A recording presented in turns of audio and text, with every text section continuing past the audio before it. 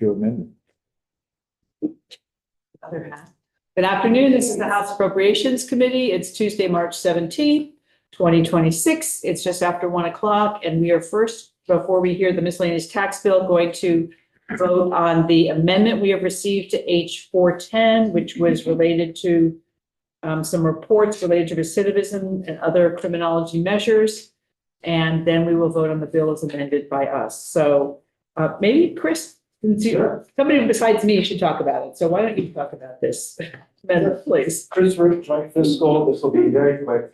Whenever you all went through H 410 earlier today, the language stipulated that the $25,000 appropriation would be from the general fund to the Vermont Statistical Analysis Center. What this language does is essentially insert the Department of Public Safety in there. So it will say the appropriation will go from the general fund to the Department of Public Safety for contracted support related to the Vermont Statistical Analysis Center. This just recognizes the fact that the Statistical Analysis Center gets its money through DPS, and we need to route money through agencies and departments rather than directly to the programs.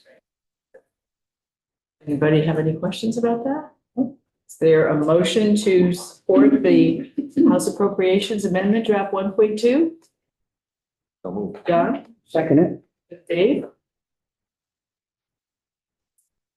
If there's no further discussion, when the clerk is ready, you can call the roll. Thank you, Chris, on the amendment. Thank you. Representative Bloomley, Yes. Representative Dickinson, Yes. Representative Phelps, Yes. Representative Kasenska, Yes. Representative Roche. Here. Representative Wiki, Yes. Representative Nyberg. Yes. Representative Squirrel, yes. Representative Stevens. Representative Yakavoni. Yes. And Representative Shaw. Yes. 10-0-1. So that is on the amendment, and then I'll entertain a motion to approve H 410 as amended by House Judiciary and further amended by Appropriations. John? Second. Dave? You have a team going down there. Okay, Somebody needs to pick that flop.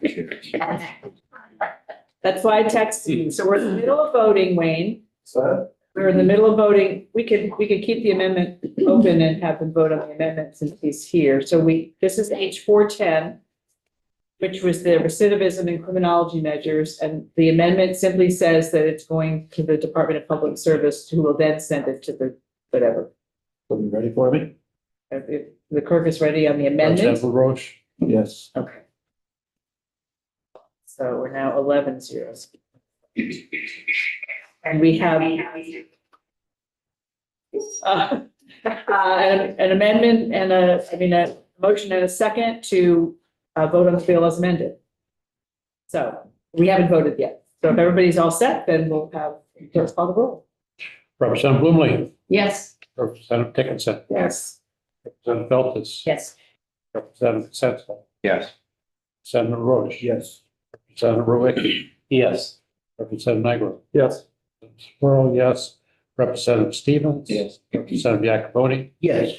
and Representative Shaw. Yes. 11-0. Okay, great. And Trevor, you can send the note to yourself I and will. be the reporter of the I can do bill. that. Thank you very much. Another bill that gets to go from in to out. It's getting crowded over there, but we'll take care of that. And so next, we're going to go straight into, we're on H 933. We have Representative Kimball for Ways and Means. We will start with Legislative Council. And we have Kirby here, and then we will go to Pat and Chris for joint fiscal note. And then Charlie will ask you to fill in all the other parts. Sure. Moving on. Yep. Good afternoon, everyone. Toby Keaton, Office of Legislative Counsel, handle the tax portfolio, as probably all know. I have two documents that we could work from, depending on how you want to go about this. There's a section by section summary, and then there's the bill itself. Which does the committee prefer? Sorry, I was multitasking. You have the whole bill or you have A section by section summary. section by section, Okay, please, thank you. then I have more choices for you. Is this a decision tree? We have. Choose your own adventure, yes.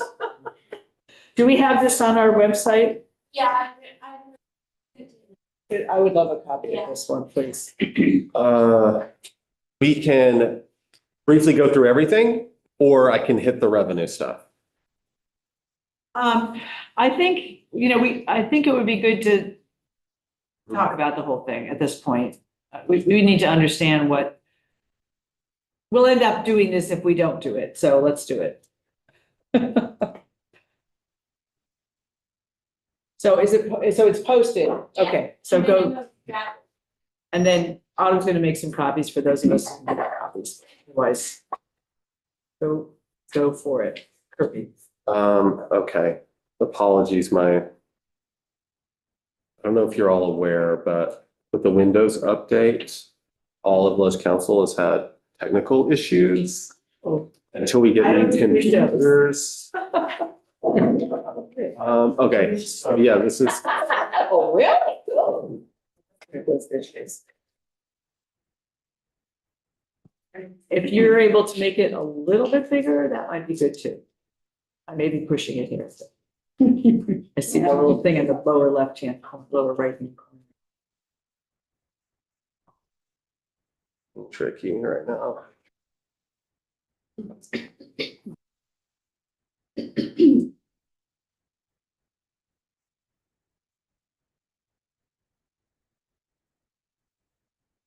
Okay. Going to not touch it. Okay, scroll. So we start with section 1, which is a provision that repeals a section of the income tax law that prevents S corporations from being able to take a tax credit for taxes paid to another state. This was a proposal from the Department of Taxes, and the story I've heard from tax is that back in the 90s, the department lost a case related to the tax credits for taxes paid to another state for an S corporation, and came to the General Assembly and asked to have this included as a sort of we'll show you, we'll even though the court said you won, we're going to win in the end. So they want to undo that. What this accomplishes is that you have pass-through entities like LLCs and partnerships that can take a credit for taxes paid to another state, but currently Vermont law does not allow that same thing for S corporations, which are just a different type of pass-through entity. So this puts all those pass-through entities on the same level when it comes to this tax credit. So that's your background, and that's why that's in there. Section 2 is also a request from the Department of Taxes. If you'll recall, a couple of sessions ago, there was an increased transfer tax rate created for properties that this was directed basically at second homes for those to pay a higher transfer tax rate when the buyer was going to use it as a second home. The way that was written was it was tied to the landlord certificate and the homestead declaration. So since it's tied to the landlord certificate, a buyer, as long as they claim in the next year, as long as they file a landlord certificate in the next year, they would be able to avoid paying the higher rate. So what we've seen are instances where law firms are more than happy to help a buyer arrange things so they can file a landlord certificate, such as renting to a family member or using a different entity to purchase the property and then renting it to themselves. So to avoid what's being seen as a loophole, there's some language added that lets the department go in and look at those transactions closely and decide whether it's an actual landlord-tenant relationship. If I'm going too slowly, let me know, I'll speed it up. Sections 3 and 4 relate to instances where when it comes to the land use change tax, if you remove a portion of a parcel from current use, there has to be evaluation done under our law on that portion of a parcel to determine the land use change tax that's owed. Currently, it's up to municipalities to have to do that because they have the assessing officials. So this new language would allow PVR, if an assessing official at the local level has not done an evaluation in these circumstances, then PVR after 30 days can step in and do the valuation themselves under this language. And then PVR has 30 days to do it. And so the point of it is to let people who may owe land use change tax know what tax they owe more quickly than what's currently happening. And with some background there, some municipalities are completely underwater when it comes to staff for assessing officials and assessing work. And sometimes it takes them a very, very long time. Just, not all of them, of course, but a few take a long time. So this just adds something to our law to relieve that situation. Section 5, also from the Department of Taxes, changes the calculation for the municipal grantless stabilization program. To do the calculations under that program based on previous year's tax rates. This is how it's done for pilot payment calculations, which are similar. This is just a more administrative way of doing it because the law as it's currently written is to use current year tax rates. But the way the timing of things line up is that's not ideal. Section 6, also from the Department of Taxes, adds a provision addressing cases where PBR, some background, PBR is taking over the valuation of communications properties. It's done through these inventories that are submitted to the department. Under the previous law, municipalities would have some penalty provisions in case a business is not cooperating with the submission of inventories. So this basically takes the old penalties and gives them the PBR for this new system. Because currently, with the redraft of the law, there weren't penalty provisions included. Section 7 is a clarification that the treatment of CHIP sites will be treated the same as TIF districts for purposes of the equalization study. This is just, again, on the technical side, when the equalization study is done, how does the department go about treating the CHIP sites? Because that's not something that's not currently addressed in the law. Section 8 says for purposes of the equalization study, PBR is to use a 100% CLA when determining tax rates for municipalities that just completed a match reappraisal. There's actually a formula in the law that has PBR do something slightly differently, which means that a municipality could have just finished reappraising all the properties in their town and they still don't have a CLA of 1.0. So this would make the default set so that PBR will just set that at 1.0 in those cases and not do an additional calculation. Sections 9 and 10 extend the health IT fund sunset for 5 years. Sections 11 through 14 deal with some education finance statutes where a lot of those statutes have inflators. Those inflators written in statute use something called NEAP as the methodology for inflators, but NEAP is not something that exists anymore. So the language changes it to NIPA, which is something that at least exists. And in current practice, NIPA is what's going to be used for those inflators, like currently.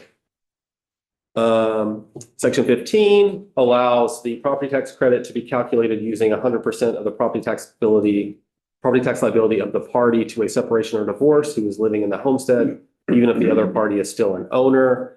This came from the taxpayer advocate at the Department of Taxes. It deals with situations where you're calculating a property tax credit, but for people who are going through a divorce, they could both be owners of the homestead. The way that the law works now is one of them could not be living there. And since one of the owners isn't living there, it would be a 50-50. They would get half the tax credit. And so currently the taxpayer advocate is fixing that through the system they have for when some unfairness comes up, and they have some ability to fix that. But they're asking, instead of me just fixing all of these when they come up and they come to me, why don't we change the law? So that's the proposal from the taxpayer advocate. Section 16 deals with the estate tax. It aligns the estate tax filing threshold with the tax liability threshold. So currently we have a filing threshold of 2 million, but if you have an estate of 2 million, you do not owe estate tax at that point. So this is changing that so that the two line up. Under our current system, the department gets a lot of what you would call zero returns, where people are required to file a return under our law, but they don't owe any tax. So this makes it so that they're not getting those zero returns anymore. Section 17 extends the down payment assistance program. This is the first that's a revenue related piece for you. I'll flag. It extends the down payment assistance program to 2031, and it increases the maximum total award amount for a first year credit allocation from $250,000 to $350,000. This is a $100,000 increase, not a $350,000 increase. It's a $100,000 increase over current law, and these credits, the way the program works is that for down payment assistance, they sell tax credits to tax credit, and when they sell those tax credits, each year they'll sell $350,000 worth under this. And that will be spread across 5 years. So it's $350,000 for 5 years in a row. And then new ones next year, which will be spread across 5 years and on and on. So it's not just a $350,000 hit. It's that for Right. 1 But year. If we didn't change it, it would still be $250 next year? It's going to sunset soon. So this extends it. So no, $350 would be new, all new money. Yes. Yeah. Okay, thank you. Thought I found some money, but I didn't. Continue. Sections 18 and 19 relate to a section from HR 1 that was passed last summer. It was the big federal income tax change. HR 1 has a section creating a new federal program for scholarship granting organizations. The way it works at the federal level is that a taxpayer can contribute up to $1,700 to a scholarship granting organization and get a federal tax credit for that full $1,700 amount. Part of that statute, though, gives states the power to participate or not in allowing SGOs in their state. If a state does allow SGOs, then an entity within the state would identify what those SGOs are. They'd have to follow all the federal requirements that exist in the statute, and then they could give out the scholarships. This language, basically it opts Vermont out of that program. By Vermont not participating, what that means is that Vermonters could still contribute to SGOs that exist in a different state, and they could still get that tax credit. But there will not be SGOs operating within Vermont, and so that means that there will not be scholarships being doled out to students in Vermont from this program. What does SGO mean? I'm sorry. Scholarship granting organization. Is there an example of what one of those would be? They don't really exist yet because they have to follow all of these federal requirements. One of the requirements is they have to be a 501c3. They also have to manage their money in particular ways. And then the scholarships they give out have to be to particular students that meet certain criteria and for certain purposes. So it's kind of an all new thing. So there wouldn't be really a reason for them to exist at this So point. it's not the same as at high school, kids graduating get $500 from the Rotary or from, because that's not all they do. No, and that example wouldn't be allowed under this. This would be for expenses for attending school right now. It wouldn't be for college. Sounds like that was like graduating, graduating students would be like a college. Scholarship, but it's Right. not what you're talking about. No. The federal law allows scholarships. It could involve things like uniforms, certain technology, school expenses, and it could be for private school, public school, religious schools. Okay. Um,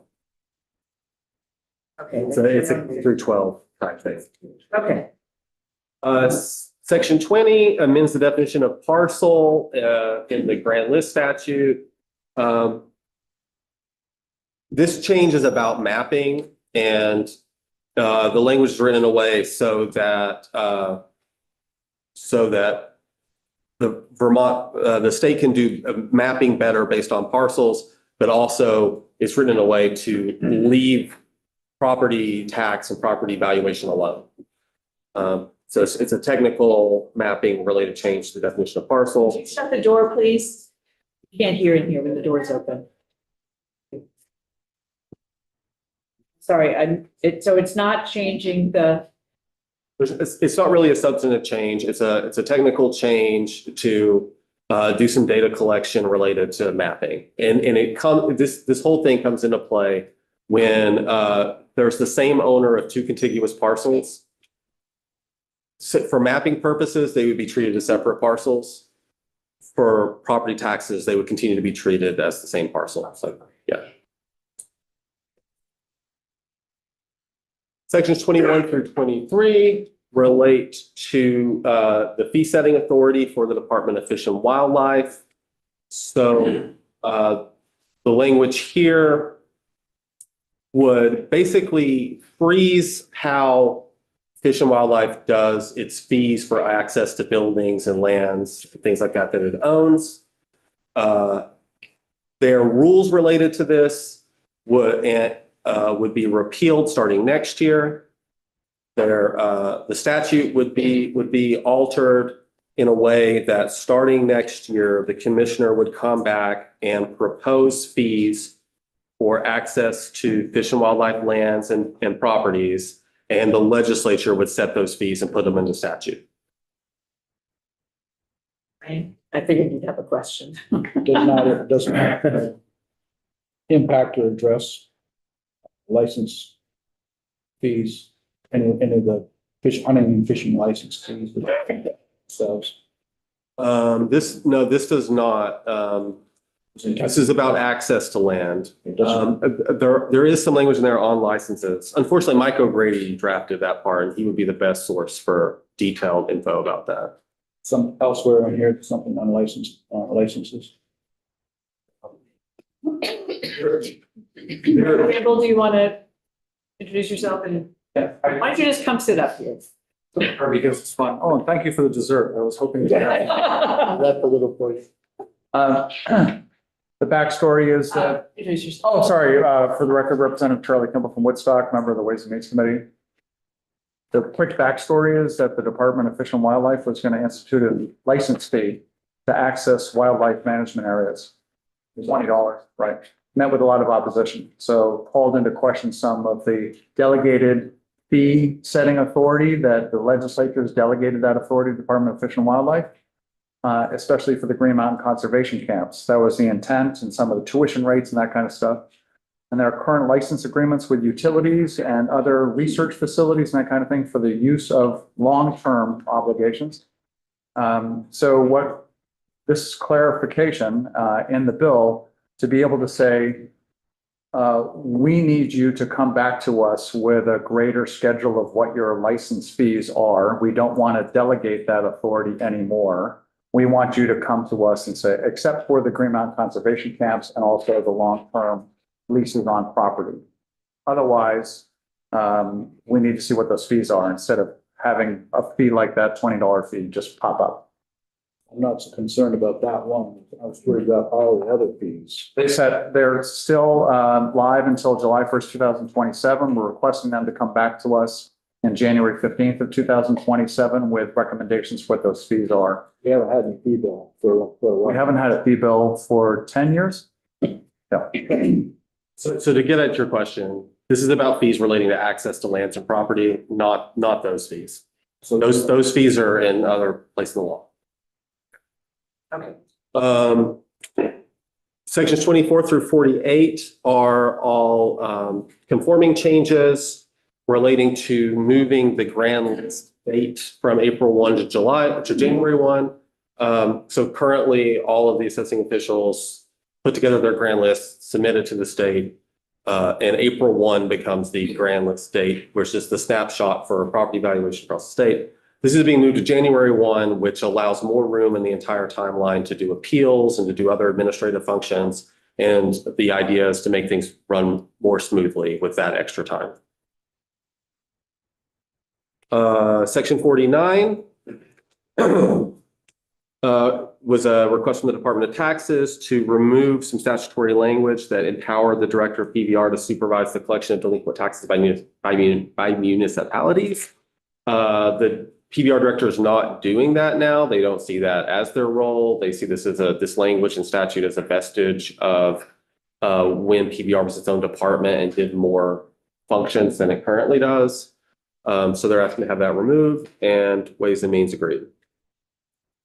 So sections 50 through 53 are also related to PVR, and it makes some changes of how some of the things that PVR pays for, how they're funded. This would make it so that the fees that PVR pays to municipalities for the work they do, which is grand list maintenance, doing mass reappraisals currently, although the regional assessment district stuff that's still being worked on is looking to change that one.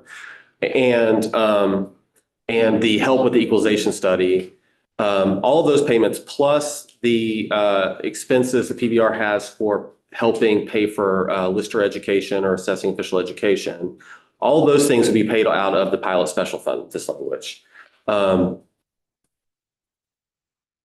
So does the fiscal note talk about this okay, we've had some pilot conversations in here already, so we'll hold questions on dollar values until. The only thing I would note is there is an issue, if this change isn't made, there's still a technical issue that from the Ledge Council perspective, we would like to fix because it's paying for lister education out of the ed fund, but the ed fund statute does not have that as an authorizing use, which one could argue triggers the poison pill that destroys the property tax. So rather than play around with that, we'd like to button that up. If this continues to be paid out of the ed fund, we should address that other technical issue. Okay, and did Ways and Means think it should be paid out of the ed fund instead of the pilot? No, I'm saying under current law, those are in statute, it says it's paid out of the ed fund. In current law, in practice, It's the not. department actually uses their budget to pay for it. So we want to clean up so it doesn't say the ed fund anymore. Yes. Either that or put into the ed fund statute that it's an allowable use of the funds. Not what we want to do with the ed fund. 100,000. Yeah, well, it's $100,000, $50. Also what you did in the BAA, you moved those funds out of the ed fund. Right. Or out of the general fund into the pilot special. Right, this is what the governor had recommended, the 3.410. Yes, you got it. Okay, great. Okay, Section 54 creates a 10-year tax study that's to be conducted by JFO. There's a $100,000 appropriation there. And there's also language that says if this study doesn't end up getting appropriated this year, then JFO does not have to do the study. And yes, is that a retrospective look or a forward look? It goes back to 2015 and compares the 10 years. So this is the fourth study that's been done by the tax department. And part of it is also looking at the benefits cliffs that are in other public benefits. So, and looking at income and income taxes for Vermont and compared to other states as well, for other taxes. So They're very excited about it. of course. but it's all on income. Not all in income, just looking at overall. So when we say the property taxes are high here, but they're higher in New Hampshire, you'll be able to say the reasons why, or, that taxes are lower in Florida, maybe not, because there's excise, because of all the different things that. Overall tax burden, that kind of stuff. Yeah, okay. Yeah. And JFO will be up later. Right, Chris can fill us our pad, but. Is this what's been known as the blue ribbon tax? No. That's different. That's more policy and this is study on the math. Okay. It's time for the 10-year tax study because it's been 10 years. As opposed to the things we get from the tax foundation. Yes, I believe that's true. And then the Tax Structure Commission of 2019, I believe, that was totally different. Remember the Right. 3-member panel? And then there was the blue ribbon one that Bill Sayer was on, and that was 10 years earlier, and yeah. Every once in a while, we have those two. We'll let JFO tell us more about that. Okay. Okay, and then section 55 involves a few different things relating to HR 1 from last summer, changes to federal law. And it has Vermont decouple either fully or partially from some provisions of the federal income tax. So I'll take each piece one by one for you. First is something called bonus depreciation on qualified production property. So HR 1 allowed for certain real property that's related to production, mostly to do with chemicals and agriculture production, for those businesses to fully depreciate that real property in 1 year, as in just to take that off the taxes the year in which they put it into service, right? Currently, or up until now, under federal law, that's something the IRS would require to be depreciated over 39 years. So that was going to flow through to Vermont, the impact of that. And there's going to be a revenue impact. And so this is one that was decided that Vermont would decouple and not allow that bonus depreciation. But Vermont will nonetheless allow the normal 39-year depreciation with this language, okay? Second change. Federal deductions for domestic research and experimental procedures for taxpayers with average gross receipts over 31 million. So there was a change to the federal level that for this one, I'm going to go back to the Tax Cuts and Jobs Act, which changed how this deduction for domestic only. So in the US and certain US territories, domestic research and experimental procedures, taxpayer under Tax Cuts and Jobs Act, they changed it so that the expenses for those things would have to be amortized over 5 years. This is a large deduction, and this is a lot of money that's spent on this, so it's a high impact thing. So changing it to 1 year to 5 spread over 5 years was a big change. HR 1 changed it so that the 5-year amortization, just for the domestic ones, was changed back to being in 1 year, in the year in which the expenses occurred. For the carry forward? They also had it retroactively carry forward for the last few years.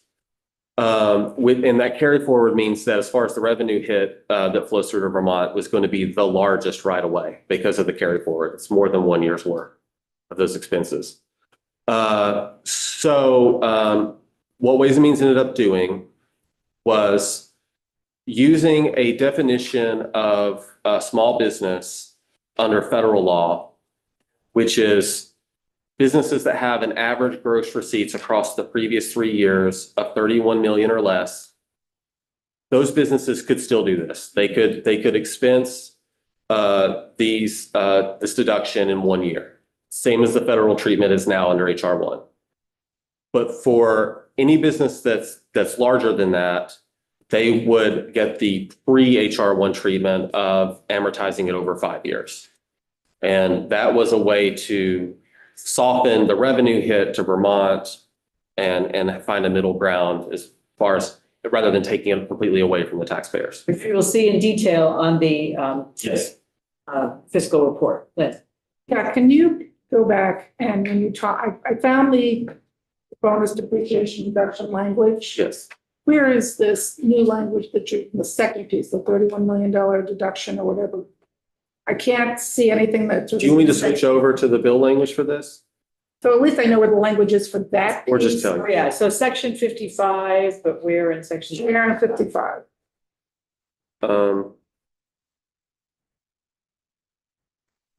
It's a lot of language. I don't see any reference to a 51 or whatever it is you want to call it, 31 million. It might be easier just to share it. It must be after bonus depreciation. Yeah. Trying to figure out where it goes. I'll walk you through all this language, because this is obviously probably the most dense stuff that Right. we'll be going through here. As Kirby's looking for that, I just want to say these parts of the bill are our decision whether or not to conform with the changes of the federal tax code or to decouple in certain areas. So we had to look at what the JFO and Ledge Council has been working hard since the bill was passed in the summer to figure out what that impact is and was. So it's with each one of these changes to figure out how it affects the revenues of the state. Right. And I know that JFO has been working very hard on this, and it's very complicated. So, Hang on a second. Each number or something. yeah. What incentive for big businesses to be here? How does this affect any incentive that business has to be here? There's so many aspects of this. Net positive, negative? Exactly. There are both positive and negative impacts on the state. Some might be we have in this a provision that makes it more attractive for small businesses and research and development. And we've got to focus on that. So, and I think Kirby will get to that. Federal, the reason why the feds did it in the first place was to promote business. Is that what they were trying to do? Really hard to say. It does give a lot of tax advantages to certain businesses to be able to reduce their taxable income. And so that definitely was the case. You remember there are a lot of consumer changes that do not affect the tax in the state, such as, what is the tax on tips? That's limited, but that's below the adjusted gross income line after you're looking at taxable income for calculating federal taxes. That is not something that affects the taxes here. So we're only focused on those things that affect. Yeah. Right. On that, I will just give you a baseline, a reminder of how corporate income tax is paid under Vermont law. Is for allocating and apportioning income that comes into Vermont, we use what's called a single sales factor. So when it comes to corporate income tax liability for Vermont corporate income tax, it's related entirely to what are your sales into Vermont. It has nothing to do with being based in Vermont. So you could have corporations based in Vermont who make sales exclusively to other places, and they would pay no corporate income tax in Vermont. So there's not a relationship in our corporate income tax, at least, between being based here. And It's like Amazon sales, online sales, the person that's sold in Vermont would fall under that. it's, yeah. So they have no base here, but they pay tax to Vermont because they make sales there. Okay, so I'm going to walk through, starting on page 39. This is the beginning of the section 55 changes. You see a strike through on line 2 on page 39, which is an existing decoupling that Vermont had already done. This is bonus depreciation for certain personal property. The reason why that's crossed out is it's been moved below, and then we have additional language fleshing out how exactly bonus depreciation works for decoupling in Vermont. Our current law only has what you're looking at there. It just says without regard to 26 USA section 168K. There's a lot more to it as far as a taxpayer trying to figure out what they're supposed to do in Vermont than those few words. So because the first item I talked about for qualified production property was also a bonus depreciation decoupling, those things have been put together now, been moved down, and also how you actually go about figuring out how to depreciate in Vermont is spelled out. So we crossed that out there.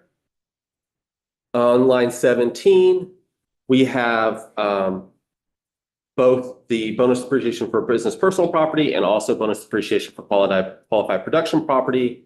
And those are things that are being decoupled from here. By the way, the definitions we're looking at right now are corporate income tax definitions. Many of these same changes are identical when it comes to personal income tax and for estates and trusts. Okay. So that's line 17. That's the bonus depreciation stuff, or part of it. Starting on line 20, this gets at the question that was just asked. Line 20 on 39 and then going on to page 40 is the decoupling language from the domestic research and experimental procedures deduction. And then there's more of that dealing with the different scenarios and what taxpayers are supposed to do. There's more language below relating to that. And then on line 6 on page 40, you'll see some more decoupling, which decouples Vermont from what's called at the federal level the Section 250 deductions. These are deductions that apply when a corporation has foreign sourced income and then it's coming into the US. At the federal level, starting with the Tax Cuts and Jobs Act, federally, part of this income started being taxed federally. And these Section 250 deductions basically act to reduce what is taxed at the federal level by about 50%. And it's meant to sort of take the place of apportioning foreign into US. to say for the federal law to acknowledge, we recognize that some of this foreign income has nothing to do with the US and has to do with your foreign activity. So we're only going to tax part of it. Well, as we said before, Vermont already apportions and allocates income to Vermont. That was the sourcing we were talking about, the sales factor stuff. So the rationale here is because Vermont's already apportioning, why have the federal level apportioning also? So this decouples Vermont from that. There were some changes in HR1 to this area of law, but this change does not directly respond to those changes that were made at the federal level. This is more of a going past that and saying, you know what, we're just not going to have these deductions. We're not going to allow these deductions because we already allocate an apportion into Vermont. So for the corporate tax stuff, those are your decoupling sections. Starting on line 20 on page 40, you have where we start to spell out how a taxpayer does the ordinary depreciation in lieu of the bonus depreciation. Our current law, even though there's some bonus depreciation we don't allow, our current law does not address these in the weeds things. So this is sort of to help with the administration, the process that a taxpayer would have to go through. It's a whole lot of words to say that instead of bonus depreciation, you're going to do it with us, you're going to do it as normal. Like as if you did not elect to do bonus depreciation. And also, you can't depreciate it more than you would have been able to at the federal level. Section 5 is another example of a lot of words to say that this relates to the domestic research and experimental procedures. And the section starting on line 16 is saying, if you're not an eligible taxpayer is the language used here, but it's the small business. If you're a business that has more than 31 million in gross receipts over the 3-year period, then you have to amortize those deductions. You can't fully expense them. That's what 5 says for those particular taxpayers. Starting on line 7 on page 42 is some language to address the scenario where you have the retroactive situation. We had talked about for the smaller businesses, they had been having to amortize over 5 years. Well, what do we do about that? What this language says is you will continue to amortize the retroactive expenses. We're not going to let you won't lose them. Because that is, if we were silent on that, the question would be, do we not get to take those expenses at all now? Or do we get to take them all in the first year here? The answer is no to both of those. It is you will continue to amortize it like you have been. But for any new expenses, we'll allow you to expense them all in the first year. So that's what that does. And then starting on line 1 on page 43, it deals with the scenario where a larger taxpayer, one with more than 31 million in gross receipts, becomes a small taxpayer, like their return change. Yeah, these are 32 million to 30 million. You go from 32 million to 30 million. Okay. What do we do now? Because you've been saying we have to amortize. All of a sudden now we don't have to. What do we do? And so what this language says is for those older expenses, you amortize those. For any new ones, now that you're under that limit, you can fully expense. So it's the reverse of the other one. It's the reverse of the other one. Okay. And it's dealing with the going back and forth stuff, which, isn't going to be common, but will come up. Yeah, so. If you don't pay attention to, yes. So as you can see, we're very thorough here with the tax code, trying not to put the department, obviously the Department of Taxes had a large hand in working with me and with JFO in making sure that we're setting this up well. Okay, so we're mostly through. Starting at line 15, we get into the personal income tax definitions, and a lot of it's the same. Page 44, line 3, it's the same as above. When it comes to the bonus depreciation, starting on line 9, it's the same as above. When it comes to the domestic research and experimental procedures deduction. And then in line 18, we have a new one. So one change that happened through HR1 was to expand something that's called an exclusion for gains from qualified small business stock. So it's been an existing thing. So previously, not a corporation, but any other taxpayer could buy something called qualified small business stock, which is the type of stock that is issued by taxpayers of a certain size. So let's say there's a small corporation. We're going by federal definitions here. So small means something different. Under the old law, it was assets of 50 million or less.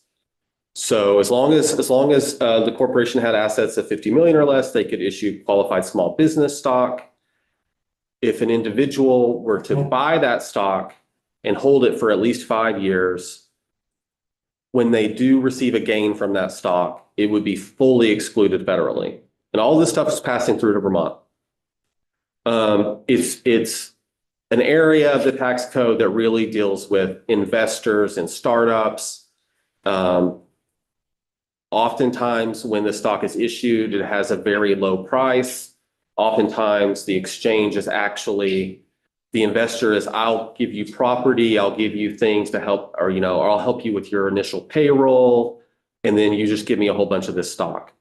But then when the investor goes to sell it, they're not paying any tax on it. Under the old law, it was up to 10 million. Up to 10 million of gains, no tax at all federally. So HR1 expanded all of that. The businesses that could issue this, they could have assets now of 75 million. And the amount that could be excluded was raised to 15 million. And also, it didn't have to be held for 5 years anymore. You could get a partial exclusion at holding it for 4 years and another partial exclusion for holding it for 3 years. So really expanded this thing that was allowed at the federal level to the point that it was costly, which JFO could get into the revenue estimates for that. So what Ways and Means said was to say we're just gonna not allow this exclusion, and that's what the language does. It does not exclude any of the income from tax for gains from qualified small business stock. Because it's also a long-term gain, it's also subject to that 40% exclusion from income tax purposes in the state. But it's already covered somewhere else, basically. Just not 100%. Right. Yes. Striking, simple question. All of these changes here are large, complex, extensive. Does this bill essentially come out flatlining where we're taxing? Are we changing other taxes in order to, are we making this so that there's a net zero effect on our income? That's probably best for JFO. Yeah. Okay. We're going to be. I tried to be simple. Yeah. Well, there's a whole lot about big picture, do we link up? And every year it's been the most boring thing we ever do in tax, right? Is we link up with the corporate or whatever. This year it's all different. It turns out we can link up with some things and not other things, and that each of them has a fiscal impact, which is what Pat spent the last 3 weeks of his life tearing his hair out trying to figure out. If we didn't do some of this, there would be some huge losses of revenue to the state, huge, that the governor hadn't planned on or budgeted for. And some of it we didn't know because it took us a while to figure out what the consensus revenue forecast by our economists did, whether they decoupled them or not. And they didn't include some stuff in there, which was going to cause big revenue losses to the state that the budget had not been built on. So there's some response to that as well. And you'll see in the stuff from JFO. Just as a teaser, it solves a problem you have in appropriations. Right, well, it helps dramatically, which we appreciate. Solve, but helps. Yes. We got into this detail based on Lynn's question, We were back on the section by section chapter. Go back. 55. I think that would. Back to the high level? Yeah. We were on. Why don't we go I back? was gonna take you through all of section 55 here and then go back. It's okay. Okay, are we still at 55? We're still on section 55. Okay. The same spot on the section by section. Okay.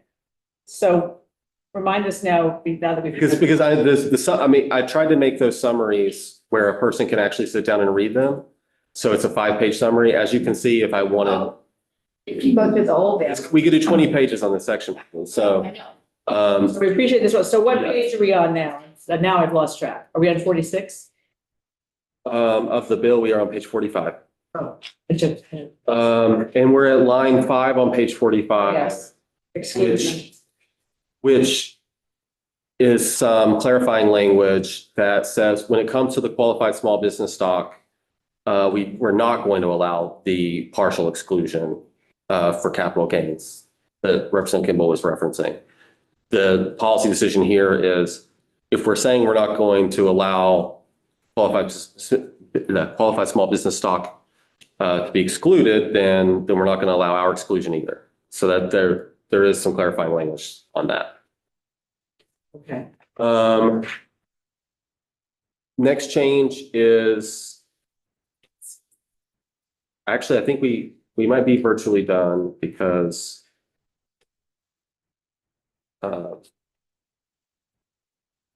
we have the spelling out stuff that we went over before when it comes to bonus depreciation, and then when it comes to the domestic research and experimental procedures, and then that carries us through to page 48, which is all of the same language that we've already looked at, dealing with those things. And then on page 49, line 6, it's all of the same changes we were just looking at for personal income tax, but that language plugged into the definitions for estates and trusts for those tax returns. And it's treated under all these changes, is treated the same as personal income tax. And that does bring us all the way through section 55. Okay, let's go back to the section by section.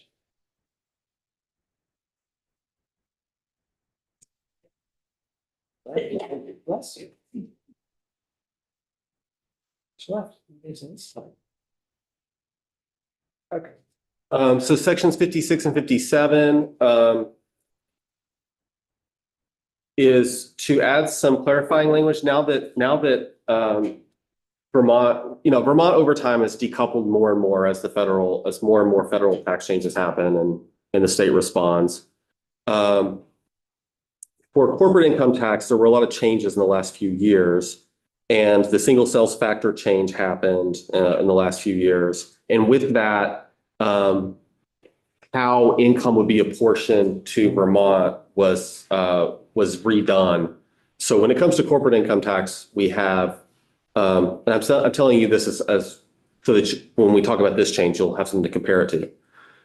So under corporate income tax, we take what's all of your income, and then what portion of that income do we apportion to Vermont, and then we tax it. The way that the statute's written for personal income tax right now is it says, how much tax do you owe? Okay, let's figure out how much of that is Vermont's. It's done in a way where all of the decoupling that we've done doesn't get taken into account, at least in the statute, in the language in the statute. And so this can mean someone's paying, if they have income from somewhere else and they have Vermont income for those personal income tax returns, our apportionment being this way, that means that in some cases, at least according to the language in the statute, that you could pay more or less than having the same sort of distribution if it was all Vermont income. I'll give you an example. Vermont's not allowed to tax federal bond income. The person could have a whole lot of federal bond income, $1 million federal bond income, and then they could have $10,000 from renting out a property they own in Vermont, and that's the only thing they owe Vermont. We would say, what's all your tax? And then we're going to say how much of it is to Vermont. you would end up taxing that person more than all of the income they even received in from, because all that bond income gets included because we're not running it through the things we've decoupled from. So that would be an instance of a taxpayer being asked to pay too much. And then on the other hand, if they have a bunch of income that's excluded at the federal level, but the Vermont taxes, it would go the other way, and the taxpayer would pay Vermont less than what other equivalent taxpayers would pay if it wasn't for the apportionment. So these changes make it so that it works more like our corporate income tax. We are going to take all the decoupling into account when we go to do apportion. And this is something that I worked with the tax department on and again, they were wonderful throughout working through all of this on the technical side and making sure that we put the tax laws in a better shape. So that's what that change is about. Section 58. This is something Representative Kimball mentioned earlier. This is an attempt to spend some of the money back in this bill, where starting in, I think, 2028, this is delayed a couple years, the Vermont Research and Development Tax Credit would increase from 20% of the federal credit to 75% of the federal credit. But that tax credit, like other state credits like this in other states, it's for expenditures that take place in Vermont only. So for small taxpayers that are spending a lot on research and development, the idea is that Vermont will allow a very large credit and offset some of the other changes here. Section 59 increases the amount of the downtown and village center tax credit by $1 million. So it goes from 3 million annually to 4 million. And that was not requested by the administration. I know that. Talked to Adam yesterday. I'm not sure where that one came from. I think the committee. Yes. There've been several requests throughout the building. Yes. 5 million. Yeah, I more to come. Sections 60 and 61 get to the boring part that the chair mentioned earlier. That's really important. This is the language that does link Vermont up to all of the federal tax code for 2025. So all of the stuff from HR 1 that we've not decoupled from and that does flow through to Vermont would be linked up here. If that change isn't made, then that would be an instance where Vermont would have decoupled from everything in HR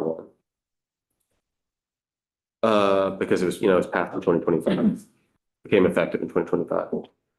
Section 62 and 63 are some things that JFO is going to go into with you, but it changes some of the statutory distributions for meals and rooms tax and purchase and use tax revenues. We heard about this. We got our preview yesterday on this, on changing the percentages. Mm-hmm. So the percentages are there. It's changing where some revenue flows, but I'll leave it to them to give them more comprehensive explanation for that. Yeah. And then we have the effective dates. Many of these things are technical changes, so many of them are effective on passage.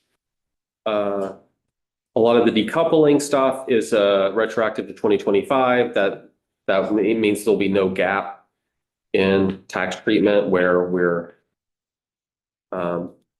changing from the federal code.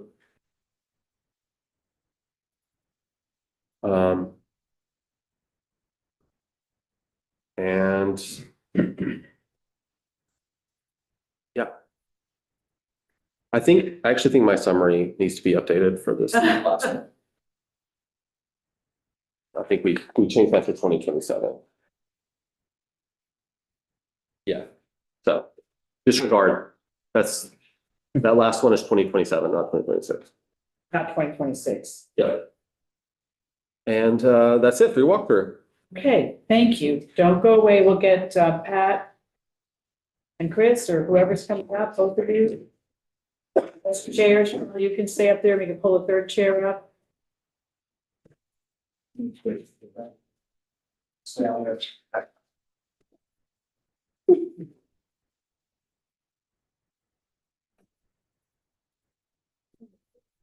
This Your date in St. Albans are well documented here. Well,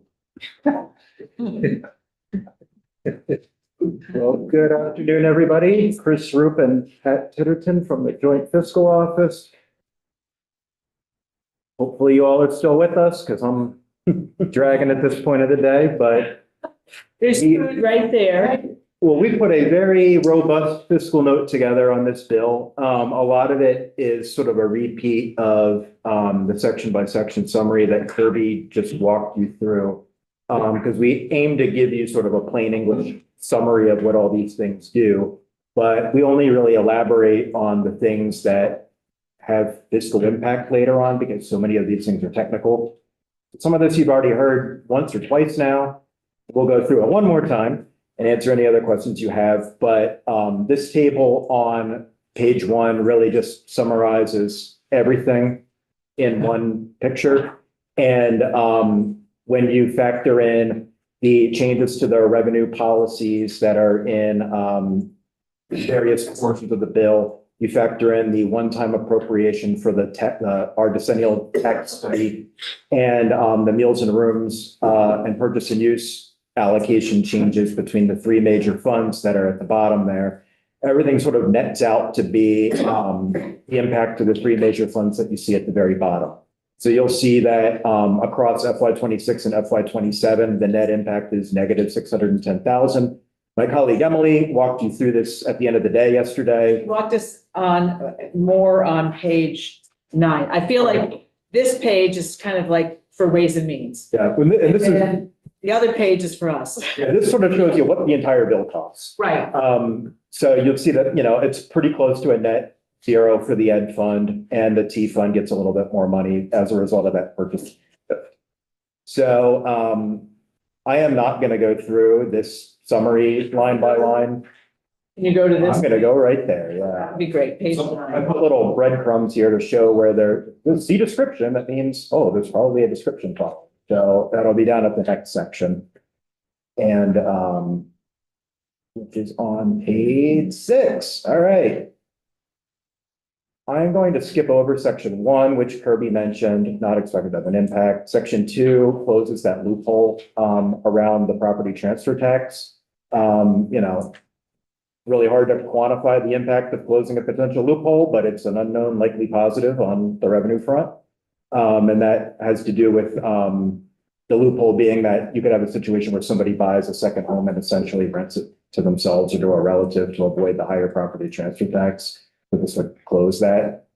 Section 8 mentioned the CLA and how, in a year when a town does a reappraisal, the CLA will be 100% for that year. That just clarifies a weird, the tax department calls it a snapback that can happen in the math in that year when a reappraisal is done. Makes the CLA a little less volatile when that happens. You all remember the sunset on the health IT fund and the healthcare claims tax. This seems to come up like every year or every other year. The governor's recommend had some language that suggested that that the sunset be kicked out, I think a year or two. This bill kicks those sunsets out by 5 years. So if this goes through, we won't have to talk about this for a while. And this would preserve the existing revenue stream to the health IT fund, which is about $6 million a year. My colleague Nolan can go deep into the weeds on the health IT fund, but anybody who's been on this committee for more than 1 or 2 biennia has seen this come up before. Section 17, this gets to the expansion of the down payment assistance tax credit. I'm just going to jump to this little picture here that VHFA we thought was so good that we clipped it and reused it and added a footnote. This shows you how the credit works. There is a first year credit allocation of under current law of 250,000, but you see that there's a tail on those allocations. So the amount that's available in sort of year 1 also becomes available for the 4 subsequent years. So under current law, they were issued the authority to issue $250,000 in first year tax credits through FY26. And you see in the blue, that's the tail that extends to FY30 as those credits roll off. The proposal is to extend the credits for another period of time at a slightly higher level of 350,000 for the first year. So that shows up in the green. And that represents a net additional impact of $350,000 of foregone general fund revenue in 27. Then that will scale up a little bit as those tax credits, get layered up, and then it phases back down. But this is a sort of an extension of current tax credits at a $100,000 slightly higher level. It's like a familiar chart. Yeah, and as was mentioned, these credits are often sold to, banks or insurance companies to raise the money to then finance this program. So sections 21 through 23 deal with that Fish and Wildlife Authority that Kirby walked you through. I just want to reiterate that this has nothing to do with hunting and fishing licenses. Those are already set in statute. This is dealing with the authority for the department to use the rulemaking process to set fees to access department lands. You may have heard that there were some proposals to either require an access fee or to use a hunting and fishing license to access department lands. And what this does is say, the department, can't do that. And it's for right now, and instead you have to come back and submit a proposal for fees that the legislature would then put into statute. So this hadn't been in place yet, no fiscal impact then, but the department did say in testimony elsewhere that, had this been in place for 27, it had the potential to generate about 50,000 of additional revenue. So in the big picture of their budget, it's not huge, but it's not something you need to be looking under the couch cushion to deal with. Sections 24 through 48. We really should have the time to go section by section because this giant chunk of the bill basically changes deadlines from April to January. This all has to do with grand list maintenance, PVR, assessments, appraisals, current use, pilot payments. These have a delayed effective date until 2031 because these are contemplated to be part of a bigger package of assessment reforms that are a few years out. So the intent behind shifting all of these deadlines up by 3 months is to allow some additional time to hear appeals and do other administrative work before everything's finalized. But that is a huge chunk of the bill that literally crosses out April and replaces it. Sections 50 through 53 have to do with those PVR expenses related to towns.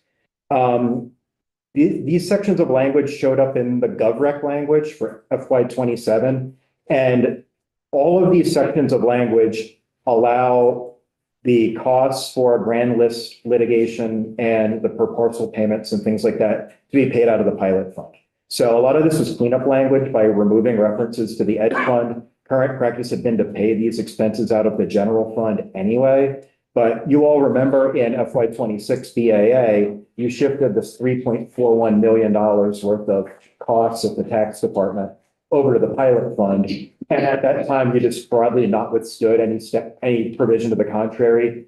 What is in here is thematically similar to that and consistent. This is just the statutory changes that the GovRec included in the big bill language. Ways and Means felt it should ride in the miscellaneous tax bill. This does not require you to spend any money. It doesn't appropriate funds. This is the cleanup that goes with the proposal of shifting that B139 appropriation over to the pilot fund at 3.41 million. Do you want the language in both bills? That's a question above my pay grade, Madam Chair, but belt and suspenders. I think since it was related to tax policy, the committee felt it made sense to put it in the miscellaneous. Yeah, no, that makes total sense. And we're going to do this anyway, I think, in the budget. So I'll confer with Right. other powers that be. Yeah, and if this language doesn't ultimately ride in a bill that passes, we'll just want to make sure that there's a broad notwithstand in the budget at the very least to make sure. Yeah. Yeah, I mean, we want to make sure this happens. Yep. So, So section 54 has to do with the 10-year tax study. So this was previously mentioned, but every 10 years, JFO does a very deep dive decennial tax study. It is a huge lift for our office. It is a large study. It is very comprehensive. The last time we did one was approximately 9 years ago. So it is time to do another one. I found them going back to the mid-90s. So as far as I know, there's been, what, 3 of them done already. This would be the 4th one. And there's some language in the bill that spells out what we would be looking at. We'd really be focusing on the years 2015 through 2025. The study is on our website if you dig around a little bit, but it compares our tax structure at the state level to other states. It really does a dive into like where the tax responsibility falls. We in the past have hired accounting firms to run sample returns to say like, what do different family configurations and business types, what type of tax burden do they pay? And or tax responsibility do they pay? And how does that compare? And there's a space to raise other recommended areas for further analysis. That has looked different with different tax studies in the past, sort of based on what's going on at the time. So the last study we did, which was published in January of 2017, looked at the ability of our business tax structure to sort of withstand economic downturns and volatility because we were coming out of the Great Recession at the time. There was also a recommendation to do deeper dives into demographics. And what does that look like for state tax revenues? And that led to a whole body of research that our former colleague Joyce did.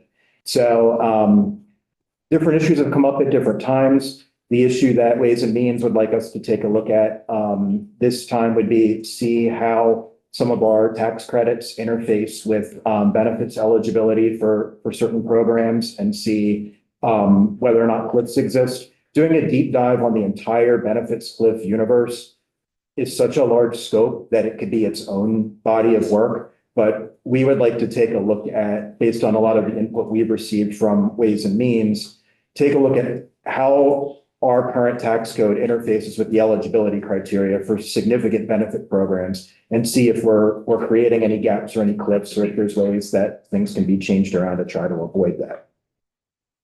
Go on, Jen. So again, anything that's more than a few years old has to be looked at again, just as a given. There was a lot of work being done after 2017, probably right through the beginning of COVID about minimum wage, about different paid leave issues. There was a lot of different studies that Joyce did, I know, about some of the cliffs and showed off. That's the type of work we'd be looking to up. Yeah, right, was the signatory on that as well. So good. All right. No, as long as it's not reinventing. I mean, you're. I'm all for it. Yeah, that's I want to be very clear that it's not going to look at every single program out there. We want to look at the bill sort of gives us attitude to look at the things that are larger and more fiscally significant and things like that, because if we looked at every single thing, that would be its own body of work. But we do want to fold in how does our tax code and our tax credits interface with major programs, and are there ways that we can avoid cliffs or make things better. The sections 55, oh, and there's also a $100,000 appropriation one time in this section. So we can hire the consulting expertise that we need to help us with the study. In the past, we've hired folks to help us with everything from the accounting firms that I'd mentioned to doing help with graphic design and some data analysis and things like that. So we're envisioning some pretty small dollar contracts to help augment our in-house capacity, because this is a really, really technical lift and we only do it every 10 years. The sections 55, 60, and 61 all pertain to the federal link up and decoupling. And Pat can go into the details about that once I go through sort of the high level here. Section 58 is an expansion of Vermont's research and development tax credit from its current 27% of the federal credit to 75%. So this is an expansion of a state tax credit. The fiscal impact of this would start taking effect in FY28 at a lost revenue of about $1.74 million. So there's a delayed effective date on that piece. Section 59 is the expansion of the downtown and village center tax credit by that additional $1 million. It's currently at $3 million. This proposes to bring it to $4 million. That's an extra $1 million of foregone revenue every year. fairly straightforward in that calculation. The table 2 here rolls up just the tax policy provision impact. So this is not the entire bill. This is just the stuff relating to the tax credits, the link up and the decoupling. So you'll see that in the current fiscal year, there's a loss of revenue of 3.96 million to the general fund. But then in future years, there's positive revenue. This is just one piece of the bill that we wanted to disaggregate. So you saw the impacts of these changes sort of separate from the rest of the bill writ large. So this is our important page, because I know there was a lot of fiddling that you all did, Pat, was going back and saying, well, what if we didn't decouple this and we added it back? And so the swings could be wild depending upon the decisions that were made around the taxes. At one point, it looked like there would have been $20 or $30 million of lost revenue, and that's kind of hard when you've built a budget around something and then suddenly you don't have any money. So so the idea was to try to, well, a few things. We wanted to make sure that we could deal with a $10 million transfer to transportation, and that's covered by that change in the percentages with meals and rooms and purchase and use. Structural, we talked about that yesterday. But then these are the other things, and we could have, I'm sure there were ways that had the committee decided to not decouple or decouple, that the FY27 number might be higher than 14.25 million, but we also had to balance that with what's tolerable for all the parties that are affected by it. So I think it was quite a balancing act that you all did. I'm not sure if I'm missing anything key there, but I'm sort of capturing what you're. You're right, we're trying to really thread the needle on trying to make it so it's revenue neutral without affecting any of the other tax rates that we already have in place. And the last sentence before your chart here about the downtown tax credits, anytime tax credits are widely available like this, and the idea is that, well, if we get this, then it will increase the tax revenue, which your last sentence is not. It's purposely saying we're not considering what those, have those been tracked at all ever? Like when town like Waterbury has given out X number of tax, or has applied for and received X number of tax credits for certain buildings. Is there any way that could really track like increases that would be related to that, or is it big, or is it just like there are more tourists here? So, part of the question there gets into like a concept that we refer to as dynamic modeling, which is you support or you raise taxes or cut taxes in certain areas, and what does that do to general economic activity? Generally speaking, JFO does not do dynamic modeling, because part of the reason why is, you do the model, but it's really hard to prove if the outcomes are really real. Can this change in economic activity be truthfully attributed to this specific program? So it's I think the sentence is referring to, sure, incentives change behavior, but the actual nuts and bolts modeling of what those changes are is not something that the Joint Fiscal Office typically engages in. No, it's completely fair. I just think that we the citizens tend to go, oh, but if we do this, it'll increase this, where I think maybe it's taking you all out of it anyway. It's like this tax credit is an investment in the communities that are able to receive it, and there's no way of expecting what that return is going to be, I think is. Yeah, well, and one thing that's also interesting about Vermont statute is anywhere in statute where we do have tax expenditures, there is also a corresponding intent. So if you're not taxing something, there's always in statute a corresponding intent of, we don't want to tax this to promote XYZ, right?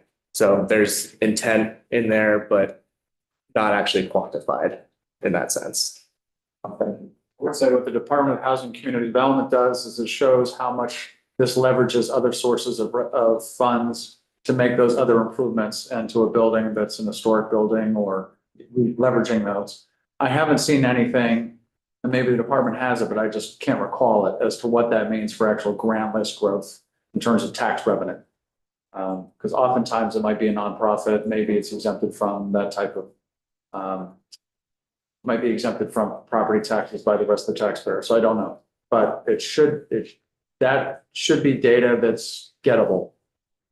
It may not be. I just think that I think it's a good program. I think it's been really beneficial to a lot of different areas, especially those who have invested time and energy in down beach, people like a designated downtown, et cetera. But it is, I'm almost more commenting, not so much on JFO avoiding trying to do that as much as those folks who are pitching it for their own projects, to like say, well, no, it's not about quantifying what the returns are going to be overall, and that it's about the state's making an investment in those communities that choose to follow these particular rules in order to get this benefit. I'll make a note of it, I'll follow up on it. I think that stuff is there. And try to wrap up quickly if we can. Can I ask about, this is N55, about this section 250 of the Internal Revenue Code? Can you explain that again? So I can better understand it, because it's on here as, we're decoupling that. Yeah, sure. So there's a couple of pieces to this. So I guess this quick backstory. TCJA was the first federal tax legislation that provided any specific treatment for this type of income. At the time, it was called Global Intangible Low Tax Income. Sort of the narrative behind that was it would be a foreign subsidiary owned by a domestic corporation.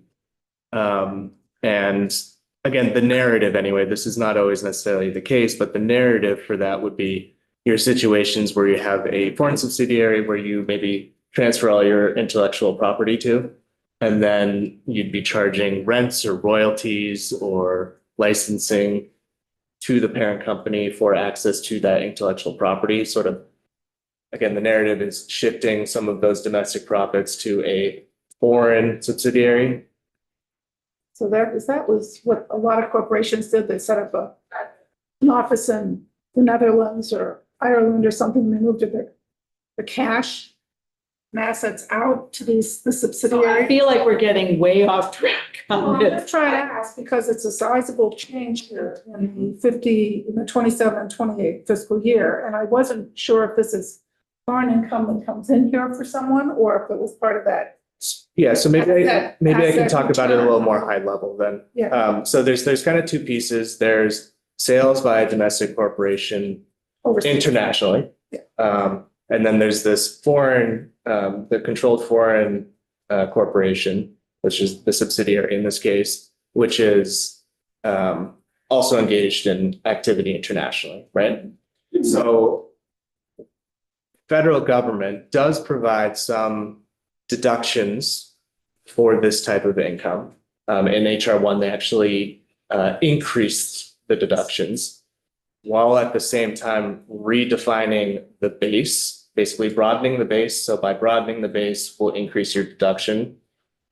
But the other thing that the foreign government relies on for a lot of this type of income is allowing for tax credits to pay to foreign countries. That's not something that Vermont allows, right? And so that's one piece of it. The other piece is one thing the federal government does not even have to think about is apportionment. And that gets into what Kirby was talking about with the single sales tax. Exactly. So rather than, and this idea was brought in to Ways and Means, I believe by Carl Davis from ITEP. Part of the argument that was put forth then is rather than relying on deductions or tax credits, let's just treat this like normal income, which for the sales abroad was typically the case. It'd be counted as your total net income prior to TCJ. But when thinking about it in the context of sales tax or state tax apportionment, those sales are happening elsewhere. Those are not sales that are coming into Vermont. So while it does increase their total net income, mechanically, this is also providing factor relief, so the denominator in the apportionment equation. And part of the reason that I think further part of the argument for it was with the credits and the deductions, it's sort of in a way providing preferential treatment for this type of income. And again, just to stress, this is going to apply to domestic corporations that are dealing, and this income is specifically dealing with their international activity. So, I get, is that a sort of a high level, long way, Yeah, yeah, high level and long way of answering your question? yeah. So Corporation A that's in Vermont sells Or anywhere, anywhere, Yeah. anywhere. anywhere. Corporation sells, say, $100 million, but only Vermont buys 20 million. The only thing that tax on in Vermont is the 20 million. Looking for a very, So you would take the full total net income amount, yeah, and then just if you, so that's one piece. And then you have this equation of sales into Vermont. So just revenue generated from selling in Vermont, and then just total revenue under that. So that's your fraction that becomes the basis for your apportionment percentage. So you could have a situation where you have a Vermont-based business only selling into Quebec and nothing into Vermont, and they're not going to actually have tax liability in Vermont because they have no sales into the state. okay. All right, we're almost done. Yes, and we did hear this one yesterday, this part, so you can be, Yeah, Can so be quick about section it. 62 and 63 deal with shifting around the revenue allocations of the purchase and use and meals and rooms tax between the three major funds. Under current law, the transportation fund gets 2/3 of the purchase and use tax. This proposal would change that to 73% and lower the education fund's share correspondingly from 1/3 to 27%. And then the next piece shifts 4% of the meals and rooms tax revenue, the base revenue, not including the 3% short-term rental surcharge that goes to the ed fund, but the base. Shifts 4% more of that to the ed fund out of the general fund. These numbers, if you were wondering where they came from, are the closest whole percentages that get you as close to $10 million as you can. So that's why, there's a little bit of decimal dust here. But you can see that in FY 27 and in the out years, the impact, on net to the ed fund is pretty much a wash. They're just so slightly ahead. The T fund, would get an additional $9.9 million in FY 27. It would grow slightly with overall purchase and use tax revenues later on in the forecast. And the ed fund would lose that 4% of the meals and rooms tax. so the math for us is, if you go to page 9, this is not, you don't have it, so my math on here. We have 14.25 million in increased revenue for FY 27. But we lose 3.96 in FY 26 as a result of this. So you have to take that out, and that gets us to 10.29 million. And then we're also losing 800,000 from this meals and rooms and purchase and use swapperoo. So that gets us down to 9.49 million. So that was the number that Emily talked to us about yesterday. So some of those numbers should sound familiar. All right. And We're it's not gonna still covers the down payment assistance program and the $1 million increase in the downtown and village center tax rate. All TBD. Thank you. Thank you all very much for this. If people have individual questions about details and all of that, you know who to talk to. We are not going to vote on this today because some of this impacts the budget, and we really appreciate all the work that you did in your committee, Charlie, to get to this place. I know there's a lot of work, and I know Pat and Chris, thank you very much. Pat was running scenarios night and day for a long time. So now we have this beautiful fiscal note. Thank you very much. And we'll keep you posted. Thank you. Great, thank you. So committee, we're running a bit late, you may have noticed. What we are going to do is we're moving a bill till tomorrow. We are going to move H 861 till tomorrow. And we're gonna hear 8:17. But I think we need to take 5 minutes for a break before we hear 8:17, because, so if you all don't mind, can you all manage that? We've just been sitting here for a very long time, and I think we need to clear our heads of facts before we talk about your stuff. So if you want us to focus on your stuff, that would be best for all of us. So let's go.